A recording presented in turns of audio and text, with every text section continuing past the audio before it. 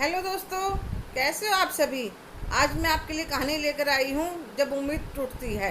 रात को 10 बजे जैसे ही फ़ोन की घंटी बजी, मोहित चौंक गई और फ़ोन सुनकर धम से सोफे पर बैठ गई।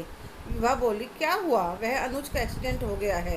रीना का फ़ोन था, काफ़ी घबराई हुई थी। मुझे अभी जाना होगा। ठीक है, चलो मैं भी आपके साथ चलती हूँ। नहीं, तुम रहने दो। तुम्हें वैसे भी कई दिन से बुखार आ रहा है। मैं बहू को फ़ोन कर देता हूँ, वह अपने मायके से आ जाएगी। नहीं तो तुम रात को अकेली परेशान हो जाओगी। नमन को तो टूर से वापस आने में 3 दिन और लगेंगे। अनुज मोहित का छोटा भाई था, जो दूसरे शहर में रहता था, पर दोनों भाइयों का आपस में बहुत स्नेह था। वह विवाह को अच्छी तरह से समझाकर चला गया।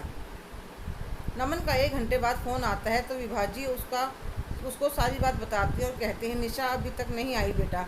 मैं आज तक रात को कभी अकेले नहीं रही। तो नमन हंस पड़ा। माँ, आप अब भी डरती हो। अरे माँ, हमारा घर सेफ है, कोई डर वाली बात नहीं है। तुम अपनी माँ का मजाक उड़ा रहे हो। नमन से बात करने के बाद उन्हें यकीन हो गया था कि वह फ़ोन करके निशा को जल्दी आने के लिए कहेगा। निशा का मायका यहीं पास में था। जब भी नमन टूर पर जाता वह अपने मायके चली जाती। मैंने कभी रोका भी नहीं, कभी कोई बंदिश भी नहीं लगाई। मैं सोच ही रही थी, इतने में मोहित का फ़ोन आ गया कि अनुज को काफ़ी चोट लगी है, तो रात को उसके पास ही रहूँगा। तुम डरोगी तो नहीं। आप चिंता मत कीजिए, अभी थोड़ी देर में बहू आ जाएगी। थोड़ी देर बाद विभा को भूख लग जाती है तो उसने बचा हुआ खाना खा लिया। बहू का इंतजार करते हुए कई बार खिड़की से बाहर देख चुकी थी। मोहित के भी 1-2 फ़ोन आ चुके थे। उन्हें यकीन था बहू जरूर आ जाएगी। पर अब विभा का दिल बैठने लगा था। रात का 1 बज गया था। आज उन्हें बहू से ज़्यादा बेटे पर गुस्सा आ रहा था। आंखों में दूर दूर तक नींद नहीं थी।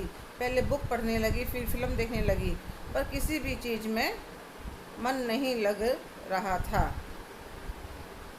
रात के 3 बज गए थे। तकिए पर सिर टिकाई लेटी थी। कौन सी तमन्ना थी जो उन्होंने अपने बेटे की पूरी ना की हो।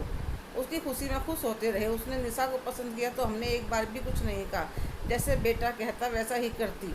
आज बेटे ने एक इतनी सी बात पर ध्यान नहीं दिया कि माँ अकेले नहीं रह पाती है। आंखों से आंसू बह निकले। एकदम से कोई आहट हुई तो मैं डर के मारे कांपने लगी। दरवाजे के होल से देखा, कोई नहीं था। अंदर जाकर फिर से बेड पर लेट गई। थोड़ी देर बाद टाइम देखा तो 5 बज गए थे। मोटर चलाने का टाइम हो गया है। मोटर चलाकर मैं अपने लिए कप चाय का बनाकर लाई। इतनी देर में पक्षियों के चहचहाने की आवाज़ आने लगी तो मैं बालकनी में गई। बाहर दूध वाला, अखबार वाला घूम रहे थे।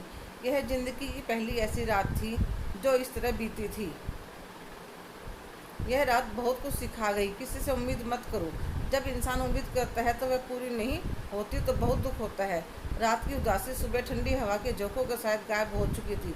अब मन में सोच लिया था, बेटे बहू से कभी कोई उम्मीद नहीं रखूंगी। जो अपने बलबूते पर ज़िंदगी जीने का मज़ा है वह किसी और के ऊपर निर्भर होकर जीने की दुनिया से बहुत ज़्यादा सुंदर है। हेलो दोस्तों, कैसे हो आप सभी। आज की कहानी आपको कैसी लगी, कमेंट करके ज़रूर बताइएगा। अगर आप मेरे चैनल पर नए हैं तो लाइक, शेयर, सब्सक्राइब करना ना भूलें। धन्यवाद।